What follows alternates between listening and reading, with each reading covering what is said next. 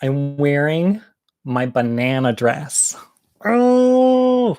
Do you know why? Because it's not actually real bananas. They're prank bananas. Today is pranks. Pranks. Okay. The crazy thing is I prepared all my things for today. This is going to be a little bit boring, maybe, except it starts great because I ended up preparing all my things this morning. And I thought, well, I'm just going to read a whole bunch of pranks that happened to, that I did over the years. I did all these things. So we were going to do that. So, but I had to write things down because a lot of them are on Facebook. Facebook's changed the way we interact with the world. So instead of pulling pranks in person, I just started pulling pranks online because then you could prank so many people at once. But this morning, my uncle Ted is the middle brother of the five. No, he's the fourth brother of the five brothers. So it's of my dad on my dad's side. There are five of them, but there are only four left because dad's dead. You know that because you watched my father's funeral. You know what I mean, the video. So this morning, my Uncle Ted sends me this voice message. I wrote it down. He says, Mick, I heard that your Uncle Bob jumped on a plane to Kelowna. He's coming out to talk to you about your story. So he's referencing my crazy Uncle Bob story that I told the other day, Uncle Bob's last dinner. And he sends me it's a voice message through Messenger. And I think, fuck him. I don't like people pranking me about pranks. So I send him a text back and say, I wait I don't know, what time did he sent that, he's 3 hours ahead because he's in Ontario. So he sent that around 6:30, something like that. It was 9:30 his time in the morning. So I sent him a text back about 2.5 hours later, around 9 o'clock. Yeah. And I said, oh my God, I am in so much trouble. I ended up at the police station. So I give him this whole story and say that I went to the police station because I was worried about what was happening. And I thought Bob was actually coming, yada, yada, yada. And, realized too late that it was a prank. So I tell him all of this. I tell him the whole story. And just that okay, I'm getting ahead of myself. So I tell him the whole thing about how I thought Bob was coming, la la la. So I went to the police station and told them whatever, that I was worried about Bob. And I was worried for my safety, and this is my address, and he might be on a plane today. So I tell Ted this fake story. And Ted doesn't realize that I'm just kidding, which I think is really obvious, right? It's super obvious. So Ted does this delicious thing, and he calls the Kelowna RCMP, but he doesn't know that there's no police. So he calls, I don't know who he called. He called somebody to find out where the police were in Kelowna because he couldn't find police. But it's RCMP here. We don't have a local police force. Anyways, he doesn't get right into Kelowna police. He ends up somewhere because RCMP, because there isn't any. He ends up somewhere, and he, I don't know how this worked exactly because I didn't get all the details. But regardless, they transferred him over, and he talks to somebody, and he says he always calls me Mick. My whole family calls me Mick or Mickey. So he's talking about Mick, and they end up saying, okay, he wants to call and tell them that, he'd pulled this prank and I had done this thing and I had filed this concern, yada, yada, yada. And they say, oh, what's his name? And he says, Michael Smith. Well, they, go boop, boop, boop, boop, boop, boop to try to find where Michael Smith is in Kelowna, whoever made the report. And because my name is Michael Smith, all these things pop up. I have this problem every time I fly into the States, particularly when I fly into New York in JFK. If I have to go through an international border, usually it's just the American ones that are the bad ones, I always end up getting pulled aside every single time because there's a million Michael Smiths in the world, right? And they've told me that whenever your passport doesn't identify you as a particular person. Your passport only proves that you're a Canadian citizen who is this particular person, which is really weird. So they can't tell from my passport that I'm not any of those other bad Michael Smiths who get in trouble. So every time I have to fly into the States, I have to go through customs and they pull me aside and I go into the back room and everybody in the back room is brown. And I always say, this is how you know that racism exists in America, because the only people having trouble getting in are brown and me. And literally in New York City, one cop one time said to me, "What are you doing here?" Because I was white. Anyways, so this happens all the time. And and they also told me that every time something happens, they can look me up. And if I go away and come back the next day, if something got pinged somewhere with a Michael Smith, then the whole system reboots and they have to verify that I'm not any of the bad ones ever, every time. Anyways, so I always try to look super gay whenever I am sitting there in the room waiting. I'm like, look at me, I'm gay, I'm harmless. And it works. And, they're nice. And one time, one guy, was asking me all kinds of questions. Anyways, he was kind of flirting with me. So, where was I? Ted. Oh, yeah. So Ted gets this, whoever on the phone. He doesn't know this. He gets whoever on the phone. They say, "Oh, yeah, we're going to take care of it, la, la, la." And they go tackety, tackety, tack. And they find Michael Smith, but they find, a whole bunch of Michael Smiths. And somebody at the police force decides that it's worth sending somebody out. Well, the RCMP, sending somebody out to my door to make sure, just to get a look-see to see whether I'm one of the bad Michael Smiths. So they have their little, I don't know, computer system and they just pull up your picture. I don't know. Anyways, a police car pulls into my driveway and the cop knocks on the door. Well, I heard from Ted. He realized that this was an April Fool's and he calls me and says, "What's going on? Is that an April Fool's?" And I think, fuck you. I got you worse. But then he tells me what he did.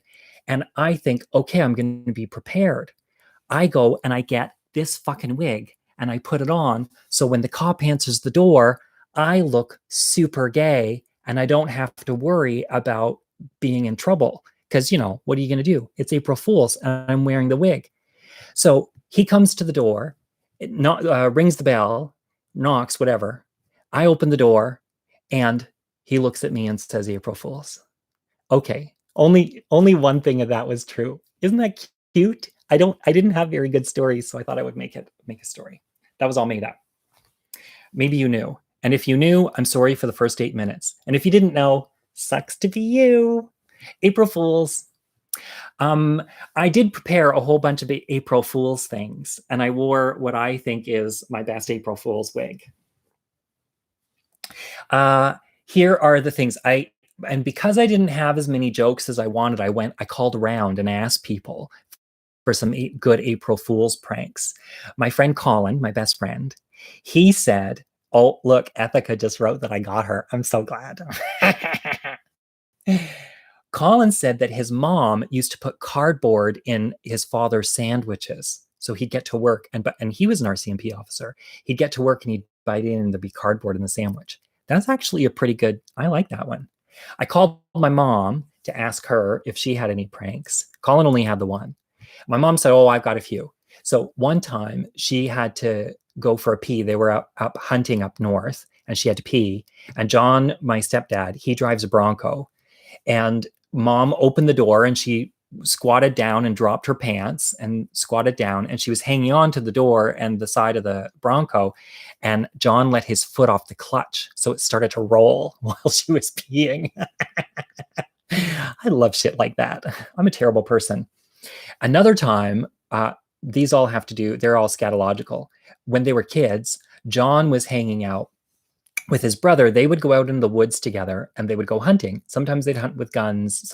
They would kill things. I know, I'm sorry for all my people. This was when they were young. He doesn't hunt anymore. The last time John went hunting, he killed a moose and it ran and the meat spoiled by the time they caught up to the moose. It was too far away and they did their best, but the meat spoiled. It wasn't a clean kill, and he never went hunting again. Anyways, he was hunting as a kid with his brother, and his brother had to take a shit, and they were like 12 and 10 years old. And his brother went beside a tree and went to drop his drawers, and they were hunting with bow and arrow. So John shot an arrow through his brother's legs, and his brother was so fucking scared, he shit his pants. He didn't have his pants down. Oh, there's nothing like shitting your pants. Oh my God, that was great. Oh, and my mom said that when she worked at Sovereign, which was this plant, they were a manufacturer in Cornwall years ago, like in the 70s, she had this boss who was getting his office replaced. So he ended up in this tiny little closeted office. It was really small temporarily while he was getting his office like fixed up. And so they gave him a desk, a big desk and a chair, but it was a tiny office. And he was complaining to everybody that the office was so small. So mom and all her friends, as soon as he went out for lunch, mom and all her friends got together and they pulled out the desk and they pulled out the chair and hid them in the building somewhere obscure, and got this tiny little desk and put, oh wait, I forgot to tell you the best part. He was complaining that it was so small, that his office was so small, he couldn't even have a guest. It was impossible to have a guest because you couldn't get a second chair in there. So they put in a tiny little desk that wasn't really a desk and 11 chairs.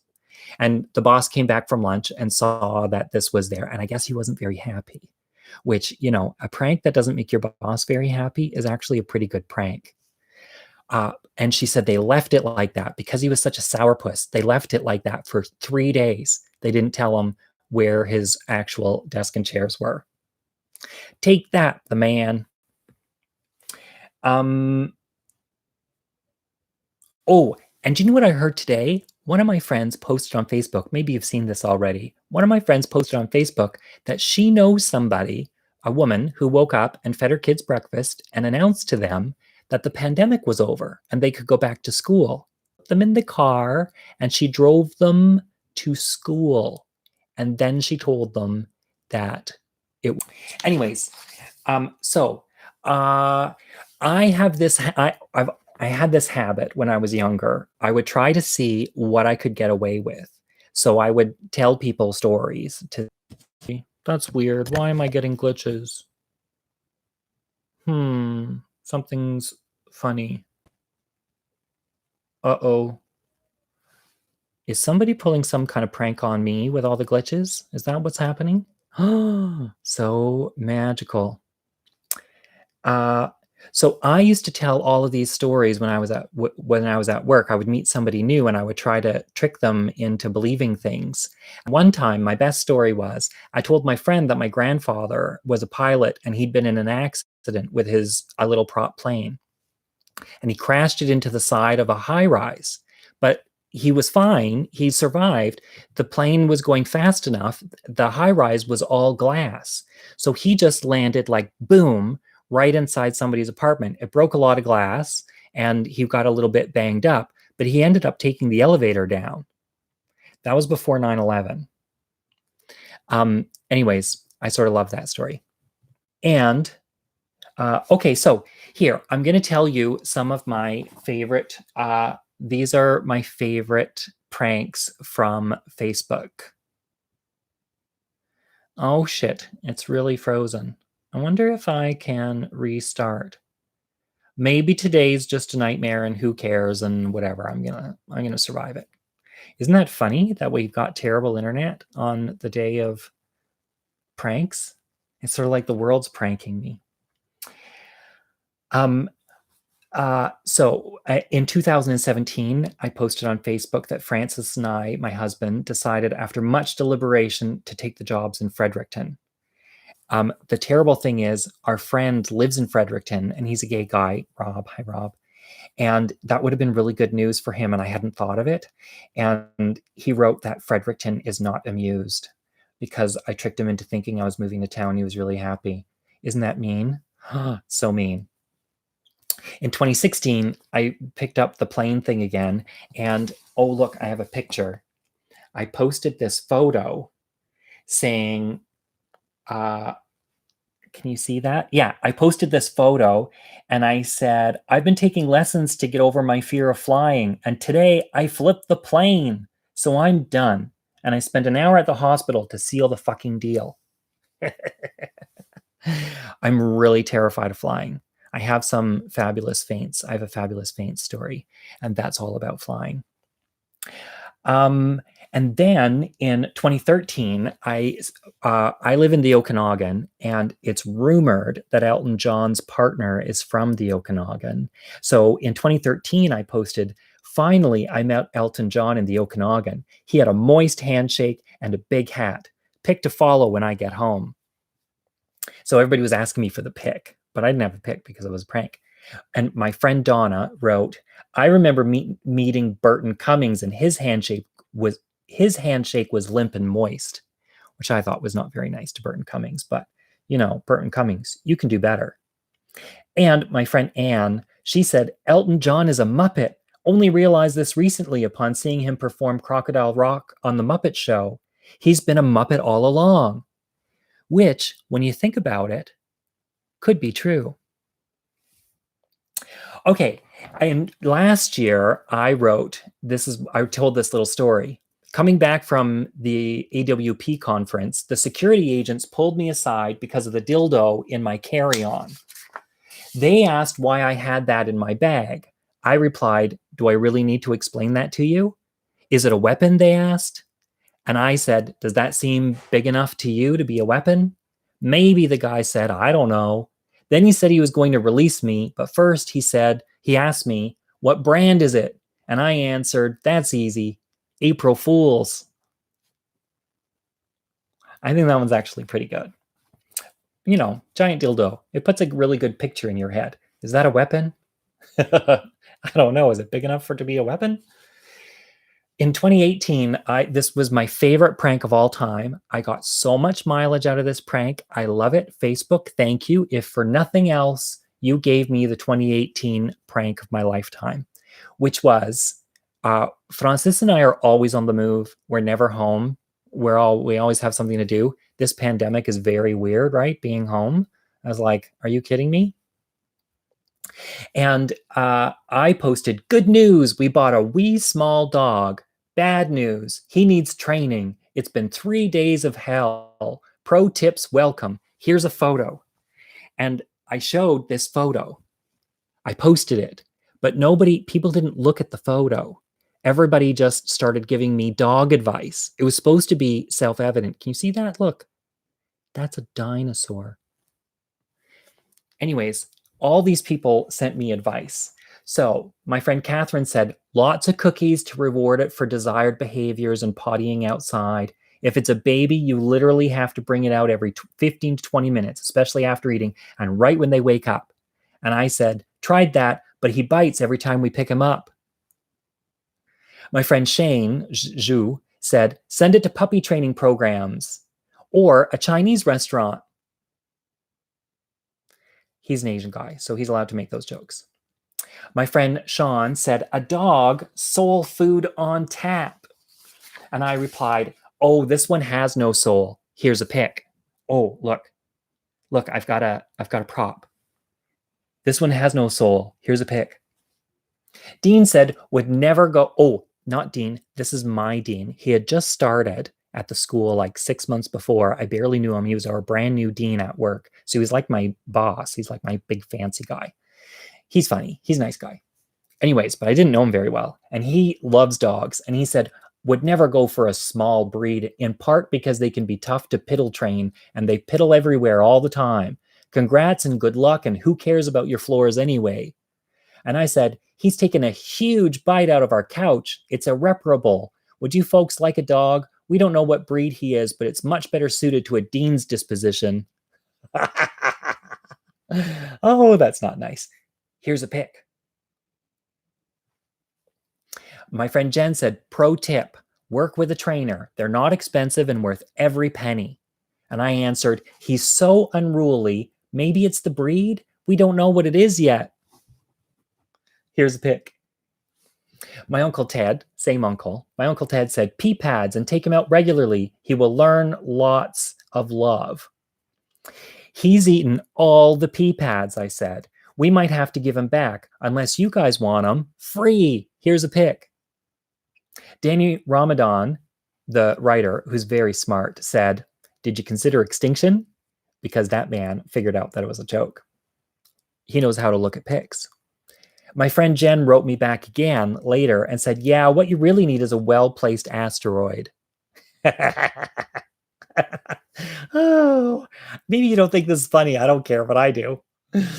My friend David Rimmer, who used to own the bookstore, the gay and lesbian bookstore in Ottawa, and is a personal hero of mine, he said pee pads, and you can always use the leftover ones later in life as incontinence pads. Planning ahead. Oh, my friend Mary said 2 words, crate X pen. And I said, we had one of those and it chewed right through it. His teeth are something to behold. Here's a pic. Dinosaur jokes. What's better than dinosaur jokes? My friend Elaine told me to read the work of Dr. Stanley Coren and get his training videos. Some are online at YouTube. And I said, we had Coren here to help, but he didn't have a clue what to do with our little guy. He left in tears. And then Elaine said, lots of small, and I said, here's a pic. She didn't look at it. She just wrote me back again. Lots of small store bought specialty dog bones to distract him from biting things and people he should not. Hire a trainer. Totally worth it. And I said, thanks, Elaine. He ate 2 fingers off our last trainer, but maybe he lacked experience. Here's a pic of our little guy. And Elaine wrote me back and said, ask around regarding who the best trainers in Kelowna are. You will need someone very experienced. I was like, he ate 2 fingers, I said, and she isn't even worried about the trainer's fingers. Just get somebody experienced. They won't lose fingers. And so then she asks me, is this pup a rescue? And I say, yeah, we got him in Drumheller. Drumheller is the place in Canada that's really dry where all the dinosaurs come from for all my American international friends. You're late on the joke. Mary said, when he is okay in the crate, get an X pen. Don't let him free in the house alone until it is until he is bomb proof. And I said, a bomb, that might work better, though Francis worries it will only make him bigger. That was like a Godzilla joke, right? Like a bomb, make him bigger. That one might have been a little bit dark. Mary asked me later, how old is he? And I said, a few million years for the breed, but only about a couple weeks out of his egg.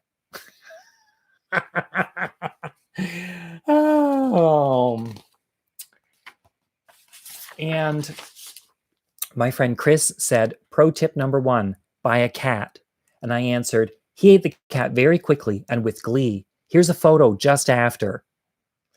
And Caroline Anderson said, get Dr. Dunbar's manual. And I said, we did, but couldn't find a chapter on eating livestock or harm reduction with small children. And the drool. And my friend Maynard, who's also smart, wrote me and said, I heard Michael Crichton might actually have a book that could help. So those are my jokes for the day on pranks. You could send some pranks yourself. It would be, you could email them to me at michaelbsmith.com. You can find my contact info there, or you could tweet them out at Michael B. Smith. You can also post them in the comments. I want to do some things so I don't forget. Where is my magic story bag? I gotta lean back here. Oh, look. Oh, there it is. Magic story bag. I want to remind you to like, share, subscribe,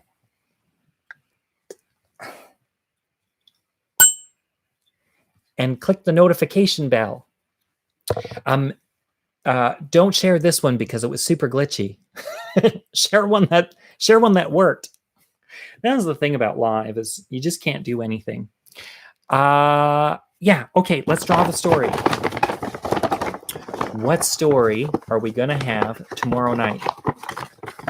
I also just want to thank everybody. I've had a whole bunch of people who have been writing me to say that it feels like I'm visiting and I'm sitting in their living room and hanging out. I just want to thank you for those messages because it feels to me like I'm sitting in your living room hanging out too. You might want to tidy up because you've got a lot of extra free time. That was a visual joke. I'm looking in your living room. But it does feel like I'm visiting you in your living room, and I really love it. And then people send me notes and messages, and it freaking makes my goddamn day. So thank you for that. Here, I got a story in hand. This one is Finding Joni Mitchell. Tomorrow's story on Have You Heard the One About? Have I told you the one about? I don't even know the title of my own story, my own show. Have I told you the one about Finding Joni Mitchell? Like, share, subscribe. Love you. This is the selfie time because I have to go down here and click this button. And then I have to go over here and I have to click another button. Peace out, bitches.